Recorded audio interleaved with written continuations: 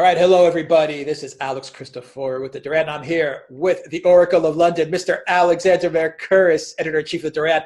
Alexander, let's talk a little bit about Hungary and Viktor Orban and a bill that I think is a very interesting choice of words that the media has dubbed it, the slave law. Is that correct? The slave bill, or is it the slave law that they're calling it? But that word slave, I don't know, something fishy to me in the way they're using that word play. It's a very divisive word, and it gets people on the street. And sure enough, there are people on the street and they're protesting. From what I understand, correct me if I'm wrong, on the left and on the right, groups that are usually opposed to, of one another have actually come together to oppose Orban. How many people on the street? I've heard varying accounts. 10,000, 2,000, I'm not sure. Maybe you can shed some light on that as well. Alexander, what's going on in Hungary? Well, first of all, slave bill is totally inappropriate use of language. If it was used in any other country, if it was used in France or in the United States for a bill that is going to change payment rates for certain types of workers, I mean, that would absolutely inflame passions, especially the United States, where, of course, there's been a real history of actual slavery.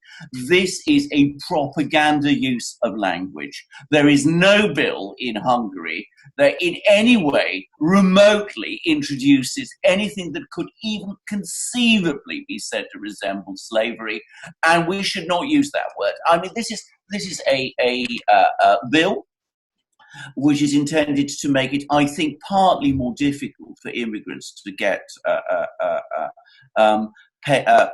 work at high payment rates in Hungary, which is, of course, an issue that Orban is very sensitive about.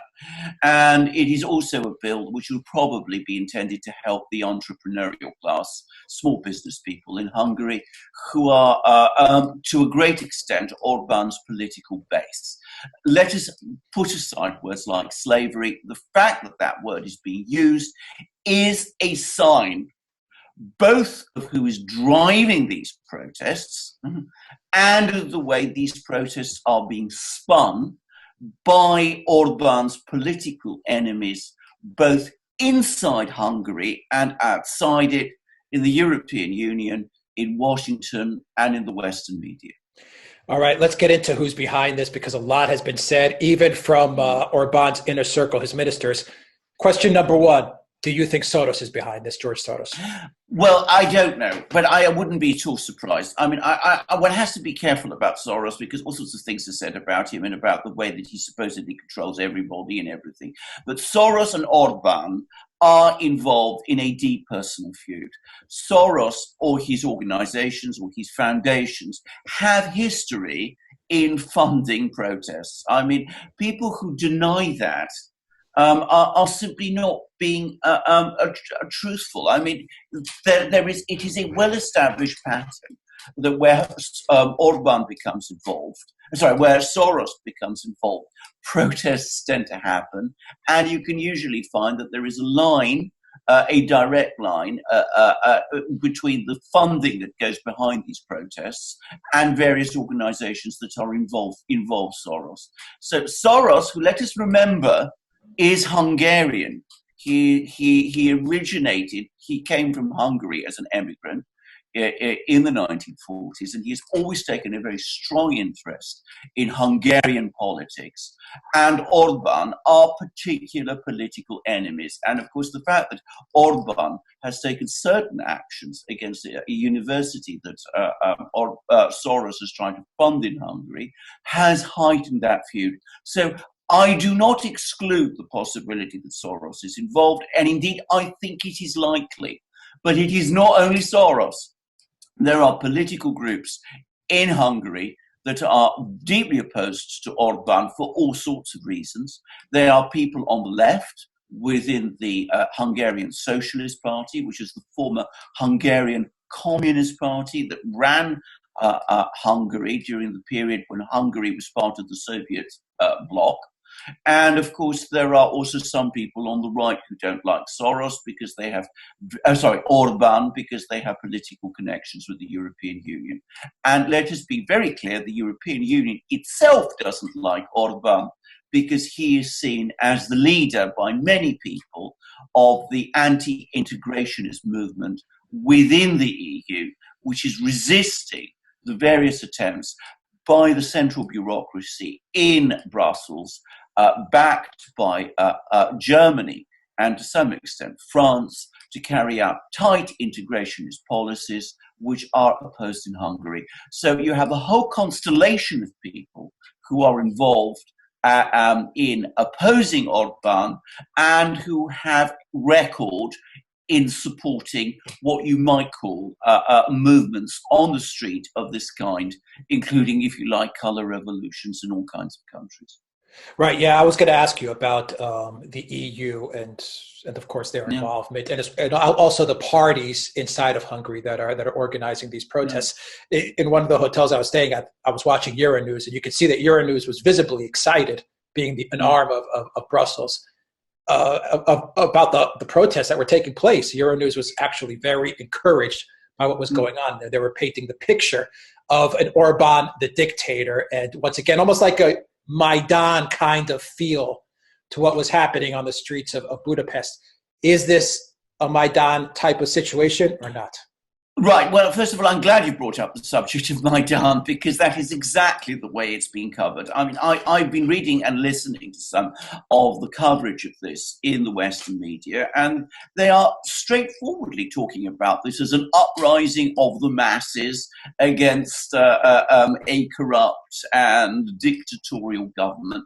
That there's absolutely no relation to the reality of what is happening in Hungary.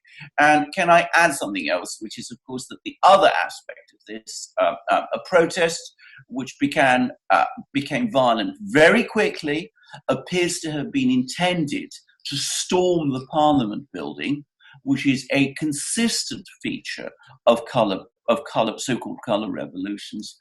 Again, rather pointing to a degree of organisation behind this.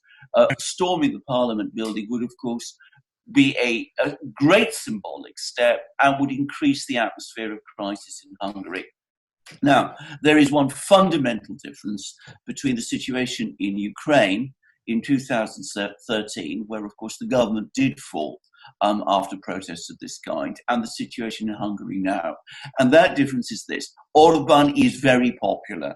His party won a runaway victory in the parliamentary elections earlier this year. And Orban himself appears to be extremely popular in Hungary. Also, unlike Yanukovych, who was the president of Ukraine at the time of the Colour Revolution, the Maidan Revolution that took place there, Orban comes across to me as a much stronger-minded and far more decisive person. And we saw that on this occasion, unlike in Ukraine in 2013-14, the security forces acted decisively and firmly to contain the trouble and to bring it under control. So I don't think that there is any possibility at all of Orban losing control as a result of all of this. I don't think there is any possibility at all of a political change in Hungary. On the contrary, because Hungarians are a well-informed and educated people, I think it will probably strengthen support for him within Hungary, as people begin to understand, fully understand, who is behind these protests and the fact that they are essentially targeted not just as Orban, but at Hungary as a sovereign state. But the one thing these protests do, and which is surely a part of their purpose, is that it creates an opportunity to construct a narrative in the West that there is this huge restless opposition in Hungary that is being badly attacked by Orban's security police. So it creates an impression outside Hungary that Orban's position is much weaker than it really is. Right, the media optics of this, showing the evil dictator and the people rising up, which is exactly what the show. Closing out this segment, Alexander, can you get into a little bit the economics and the policy of this law? You mentioned that it's most likely, in your opinion, is probably targeting immigrants. Is this really that divisive of a law, of a bill that's being passed? And why is it bringing together two different polar opposite parties to take to the streets? No, It's not. A little bit of the law. To my mind, it's not actually a very significant law. I mean, Hungary actually is doing economically quite well at the moment. Now, that is a reversal from the situation when Orban became prime minister a couple of years ago, when Hungary was in a very bad way. But I mean, he's managed actually to pull the economy together. Now, because it does reduce payments, legal payments to people on low wages, one can see the sort of, if you like, I hate this expression, but I mean the sort of populist or demagogic use of this in order to try and bring out people on the streets by saying to poor people that this targets you and your incomes are going to be reduced in this way. But I have to say, my impression is that most poor people or people on lower economic, social economic positions in Hungary tend to support Orban very strongly, because, as I said, he's turned the economy round. Now, what I think he's trying to do is that, of course, he's trying to make Hungary less attractive to a lot of the immigrants who've been moving into Hungary and indeed into Europe ever since Angela Merkel threw open the doors for such people in 2015. And I think he also calculates, and this is a widespread view, it's not just one that Orban has, that, as I said, trying to pitch minimum wage rates as high as they are acts as a disincentive to small business people to employ workers. So, all he is doing is he is lowering these minimum wage rates. Now, I don't think it's going to make a hugely dramatic difference in Hungary. I don't think this is a particularly important law. I think it's the sort of thing, as I said, that many right of centre governments do. I think right of centre governments often do these things because, as I said, they tend to favour the entrepreneurial community within a country. I'm not sure, by the way, whether in fact these manipulations of, or rather shifts in minimum wage rates actually make very much difference to the performance of economies. But I think this has been seized on by certain people, and we see the use of the term slave law, as a way, as a propaganda exercise to do that, in order to mobilize opinion against Orban. The trend in Hungary under Orban is for living standards to increase. And so talking about slave law, as I said, is totally misplaced. And the economics, to my mind, are absolutely conventional, entirely orthodox, right-of-centre economics. Yeah, clever marketing by calling it the slave bill.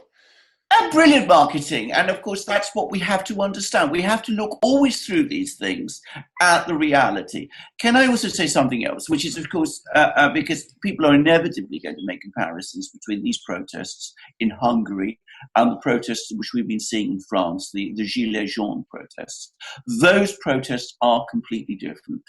Those protests are not supported, as the Hungarian protests are, by political parties or by labour unions, as the ones in Hungary are. There is no visible organisation behind the protests in France, as there is certainly visible organisation behind the protests in Hungary.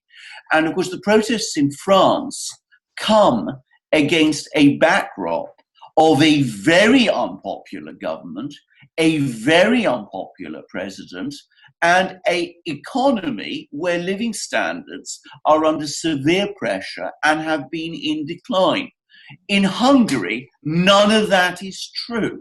In Hungary, as I said, the government is popular, the president is popular, and the economy has been on an upswing, and living standards have been rising. So this is a completely different type of protest. The one in France is driven by economic grievances, which involve the vast majority of people, 80% of the population, as I said, supported the protests in France.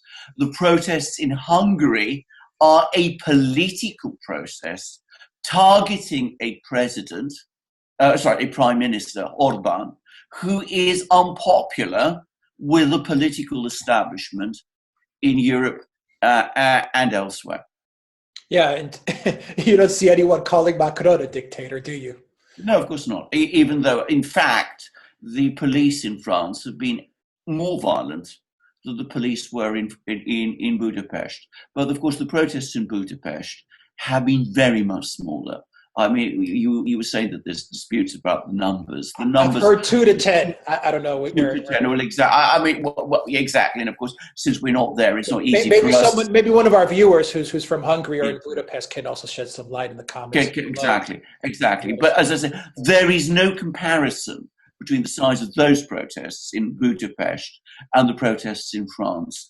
And of course, the fact that there was a clear attempt, as I said, to storm the Parliament building gives you an idea of how organized the protests in Hungary, in Budapest, were, and how very clearly directed they were, as opposed to the protests in France, which are clearly grassroots protests by people coming under severe economic pressure. Yeah, and I also get very suspicious on a closing note when the people in France are pulling out like the yellow vests, which have very deep symbolic meanings, and everyone has a yellow vest, tucked away in their car. While in the Budapest ones, you see people pulling out their blue, gold star European Union flags. To me, when I see that, I start to think, the minute crowds are pulling out that EU flag, there's something else behind this. There's some, organization, some people in Brussels that are, well, you are absolutely right. I mean, let's just be quite clear about this. I mean, Orban is a Hungarian nationalist, a Hungarian patriot. The people who are protesting against him are pro-EU patriots, if that's almost, used patriotism to talk about such a project in that way. But they are essentially setting the EU against Hungary. And in a country like Hungary, where people are deeply patriotic about their country, that's not going to play very well with most people. And all the opinion polls show that it doesn't. Yeah, excellent insight. Alexander Mercouris, editor-in-chief of the Duran. Thank you very much. Guys, if you like this video, click on the subscribe button down below and click on that notifications bell. Go to the Duran shop. We still have a good 10 days, 20% off all our products, all our merchandise for the Christmas season, the holiday season. And you can get a version of this show on iTunes and SoundCloud in audio format. Alexander Mercouris, editor-in-chief of the Duran. Thank you very much.